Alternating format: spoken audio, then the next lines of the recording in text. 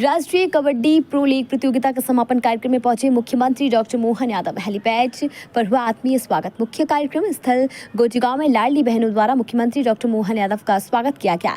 CM doctor Yadav ने 93.21 करोड़ रुपए की लागत से 24 निर्माण कार्यों का लोकार्पण एवं भूमि पूजन किया। सीएम गोटीगांव में किया बड़ा ऐलान, 17 धार्मिक स्थानों पर शराब पूर्णतः होगी बंद। मुख्यमंत्री डॉक्टर यादव हेलीपैड से सुभाष चंद्र बोस स्टेडियम में आयोजित राष्ट्रीय कबड्डी प्रो लीग प्रतियोगिता के समापन कार्यक्रम में शामिल हुए, जहां गोटीगांव स्थित हेलीपैड पर पंचायत एवं ग्रामीण विकास और श्रम मंत्री प्रहलाद सिंह पटेल ने अभिनंदन कर स्वागत किया।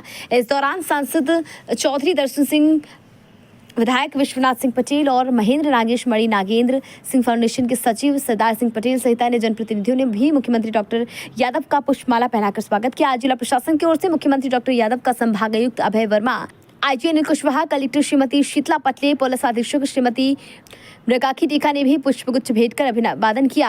राष्ट्रीय कबड्डी प्रो लीग प्रतियोगिता के समापन कार्यक्रम में मुख्यमंत्री डॉक्टर यादव ने 93.21 करोड़ रुपए की लागत से 24 निर्माण कार्यों का लोकार्पण एवं भूमि पूजन किया। साथ ही मुख्यमंत्री मोहन यादव गोटीगांव अपने उद्बोधन में कई घोषणाओं के साथ कैबिनेट मीटिंग के पूर्ण बड़ा ऐलान करते हुए मध्य प्रदेश के 17 धार्मिक स्थानों पर शराब पूर्णता होगी बंद की बात कही। गोविंद दास जी, जिनका मैंने अभी परिचय कराया, इतने इस आयोजन के हमारे अध्यक्ष हैं, जो उसमें अधिकांश जो वरिष्ठ हैं वो यहाँ पर बैठे हैं। सिर्फ इतना ही कहूंगा कि आज समय कम है, लेकिन एक लंबी परंपरा 1982 से लेकर अब तक चली है। 82 में हम सिर्फ संभाग स्तर तक का टूर्नामेंट हमने शुरू किया था। 83 में हमने राज्य की अपनी टीम को खेलने का मौका 83 से दिया।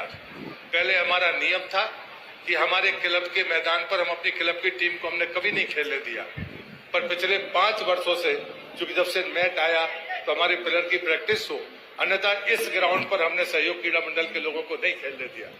जब हमने क्लब की स्थापना की थी तो मैंने तय किया था कि मैं कभी इसका पदाधिकारी नहीं रहूंगा, तो मैं आज भी तक कभी इसका पदाधिकारी नहीं रहा। वृक्षारोपण, इतने कार्यक्रम उस सप्ताह। कल अयोध्या के बाद जिस प्रकार का देश का माहौल बना है, पहले तो नारा लगा जय जय श्री राम। इस देश के अंदर जब से भगवान राम अयोध्या में मुस्कुरा रहे हैं, यशस्वी प्रधानमंत्री के नेतृत्व में देश भर में सांस्कृतिक अनुष्ठान का पर्व चल रहा है और ये मां नर्मदा का किनारा है और मां नर्मदा के किनारे महेश्वर भी आता है।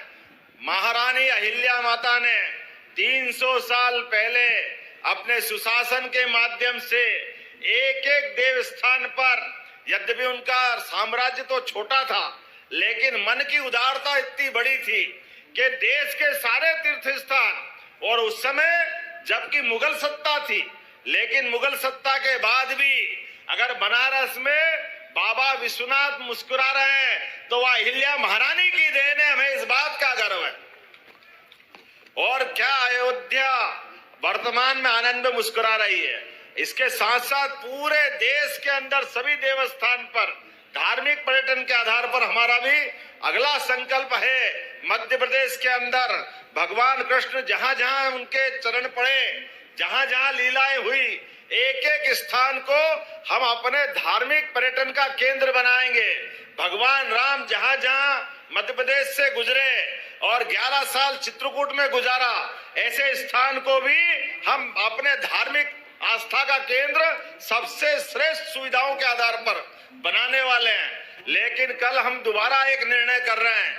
हमारे खिलाड़ी भी जानते हैं, समाज में नशाखोरी की आदत, खासकर शराब से परिवार बर्बाद हो जाते हैं।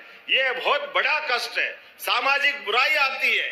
हमारे लिए हमने संकल्प लिया है, हमारी सरकार के माध्यम से 17 अलग अलग धार्मिक नगरियों में हम शराबबंदी करने की घोषणा कर रहे हैं। अगले समय से सारी दूर, कोई देसी नहीं, कोई विदेशी नहीं, सभी प्रकार की धार्मिक शहरों के अंदर शराब की दुकानों में ताले लगाए जाएंगे।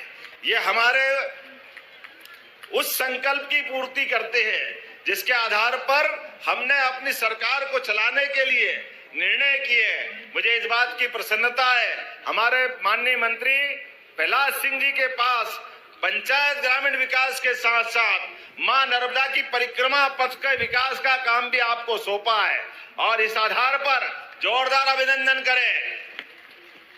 आने वाले समय में समूचा नर्मदा परिक्रमा पथ सभी प्रकार की व्यवस्था जुटाते हुए सभी नर्मदा परिक्रमा वासियों के लिए आराम करने का छायादार स्थान, जहां व्यवस्था होगी वहां अन्न क्षेत्र, स्नान करने के लिए घाट, सभी प्रकार के जो एक यात्री को आवश्यकता लगती है। हमारी ये गौरवशाली परंपरा है मां नर्मदा की परिक्रमा। हमें इस बात का गर्व है, आने वाले समय में ये सारी व्यवस्था जुटा करके मां नर्मदा का आंगन भी हरा भरा करेंगे। आज के इस अवसर पर मैं अपने देश के अंदर विभिन्न जिलों से आए हुए सभी खिलाड़ियों का अभिनंदन करता हूं। मध्य प्रदेश सरकार की ओर से जोरदार अभिनंदन करें हमारे खिलाड़ी बंधुओं का। आपने सबने खिलाड़ी, प्रशिक्षक, मैनेजर, सारी टीम के प्रबंधक, आप अपने अपने स्थान से आकर के हमारे प्रदेश को गौरवान्वित कर रहे हैं गोटे गांव पे। खबर भारतवर्ष के लिए नरसिंहपुर मध्य प्रदेश से ब्रजेश कुमार पांडे की रिपोर्ट। अपने शहर, अपने प्रदेश की ताज़ा खबरों के लिए लाइक करें, शेयर करें, सब्सक्राइब करें और हाँ, बेल आइकन दबाना ना भूलें, क्योंकि खबर हमारी, फैसला जनतंत्र का।